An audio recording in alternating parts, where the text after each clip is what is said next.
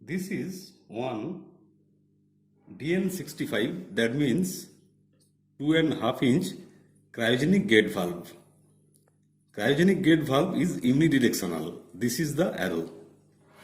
This is body of the gate valve.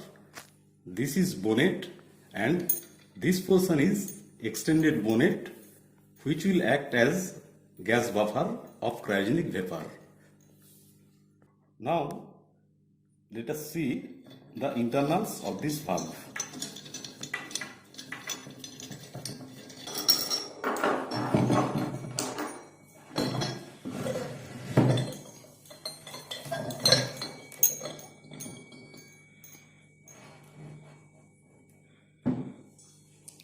This is the wedge of this gate valve.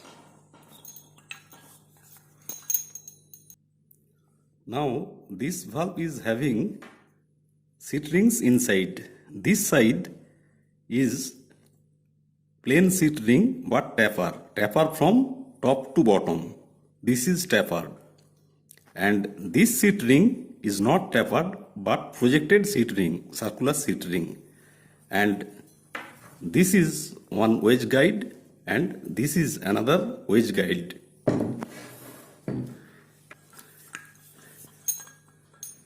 So this is the wedge, and this wedge can be removed after removing this pin. This wedge is actually flexible wedge in two parts. This is one part and this is another part. This side of the wedge is tapered. This taper part sits over this taper seat ring, and this side of the wedge is straight but having PTFE seat. This black portion is PTFE seat with 25% carbon filling. That's why it is black.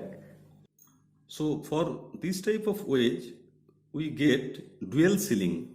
One sealing from this tapered wedge side and other sealing from this soft seat. And this is flexible like this. So when we close the valve, both this portion and this portion is pressed on the body seat and we get leak tightness. These are two wedge guides to guide this wedge, this side and this side. Now I am mounting the valve through this wedge guide like this.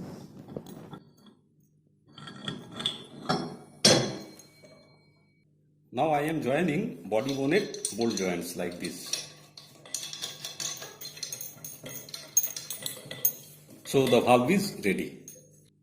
Now this side is metallic seat and this side is soft seat. Now I am closing the valve.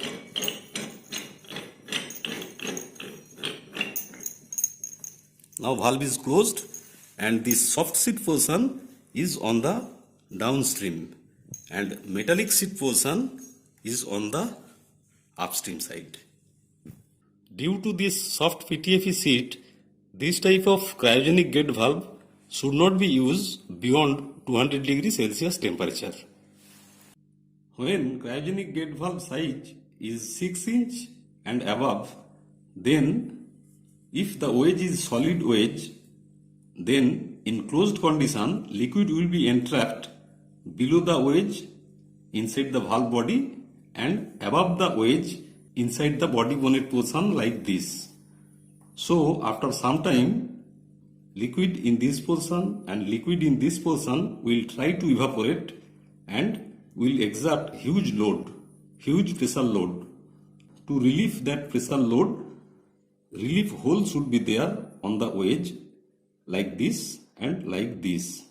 If the wedge is solid wedge. If the wedge is flexible wedge, then this relief hole is not required, only this relief hole is required, because liquid pressure from upper side will come to lower side through the flexible wedge.